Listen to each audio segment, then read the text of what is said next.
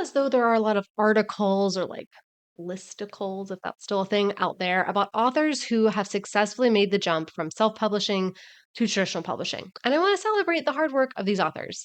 But I do also want to acknowledge that if you self publish and that's always been your plan and you're crushing out there, that's also amazing. So, as are the authors who were focused on traditional publishing and found their success there. There's no one right path for everyone. But since I'm making the transition right now from self publishing into the traditional publishing world, hopefully, I want to put some positive energy in the air for the self pub to trad pub pipeline. So stay tuned.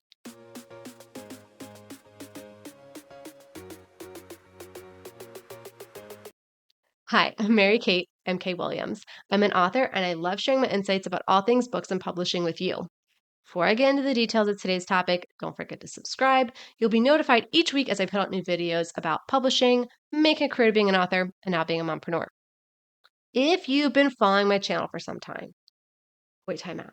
If you're new here, hi, welcome, hello. We love that you're here. But if you've been following my channel for some time, then you already know that I started self-publishing in 2015. It's been a decade. Yes, a decade. Okay, I have been hustling and working hard to get people to buy my books. And I had a new story idea at the very end of 2020, and I was between drafts of starting to work on this book in 2021 and 2022 that I was starting to think about the marketing plan and who the ideal audience was. And I realized the ideal audience for that book doesn't buy self-published books. Not that they like turn their nose up at self-published books per se, but the sources where they get book recommendations don't recommend self-published books, so they never know that they exist. So I knew that if I wanted to get this book out there to the right audience, I would need to get an agent and a traditional publishing deal. So I did. And we sold the rights for the French translation for that book last year, and it came out earlier this year. Janice, the French translation of Heifer. So super excited about that. But we are on submission for our second book together now. So I'm in the middle of this like self-publishing to traditional publishing switch. So I don't necessarily think I'll just stay in one lane forever. But for me, self-publishing has been like a build the plane while you're flying it crash course in publishing. When I've had a question or a friend had one, I had to go and find it out. How do I get my books into bookstores? How much are ads? Do they do anything? Like pretty much every question I've answered on this channel came from me having that question myself. So with that, I don't want to discount my self-publishing experience or other self-publishing authors. I don't want to discount authors who just only went the trad pub way. Like I think all ways are great to get your books out there. It really depends on the book and the ideal audience for that book. That being said, I want to put good manifestation energy with spirit fingers out into the world. So there have been some really big self-publishing, traditional publishing sensations that many of us have all heard about. And I think a lot of times we think of these, I'll call them unicorns, magical unicorns. And this idea that like if you self-publish, you'll never get a traditional publishing deal is definitely losing merit because of the success of these authors. So you think about Colleen Hoover and all of her books and all of her adaptations now, Freida McFadden, E.L. James. So if you're not familiar, the 50 Shades of Grey trilogy was originally fan fiction. And Andy Weir, so The Martian was originally on Wattpad, all self-published, and then he got a deal, it got pulled off, and then it was published, and he's had success with his other books as well. So those are all, I think, the really big name examples that a lot of people off the street, just like casual readers might even know. So all of these are examples of people who self-published the books and posted chapters on websites, and then they took off, right? People wanted more. For Colleen Hoover and Freida McFadden, who had a robust backlist, like that was obviously going to accelerate your growth once like one book hits. One book takes off, there's a whole large library of existing readers like find.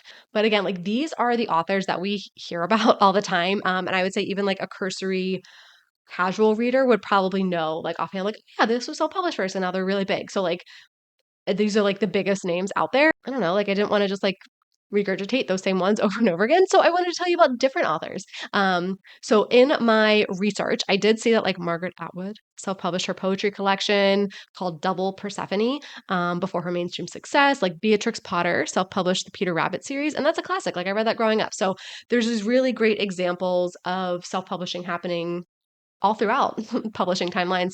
But today I did want to highlight a few authors that you probably did not know were originally self-published or you may not have checked out yet. And maybe knew of them, but you didn't know their publishing origin. So I wanted to give a highlight to 3 authors that you may not have known about. And again, I'm putting out the good vibes. Happy for everybody for their success. So the first author is Rupi Kaur, the author of the Milk and Honey Poetry Collection. You are probably super familiar with this cover. She has sold 8 million copies of her poetry collections. She has had success. Like, I would say any way you measure success, that's it. So based on how most of people would define it. So definitely check out if you did not know that she was originally self-published. Now you do. And maybe that's another extra reason to root for her and her traditional publishing success. So the next author is Alice Osman. So she is the creator of the Heartstopper series she began self-publishing the story on Tumblr and like other graphic novel online platforms. And now it's a hit show on Netflix and best-selling graphic novel. So way to go. Like keep it up. And the third is Ivy Fairbanks. So I first heard of Ivy and her Morbidly Yours book on TikTok because I was on the book talk channels and also she lives nearby. And so TikTok like recommends like local creators too. So not very long after Morbidly Yours was self-published, it was picked up and now she has book number 2 in her series, Heartstrings. It's going to come out on August 12th, 2025.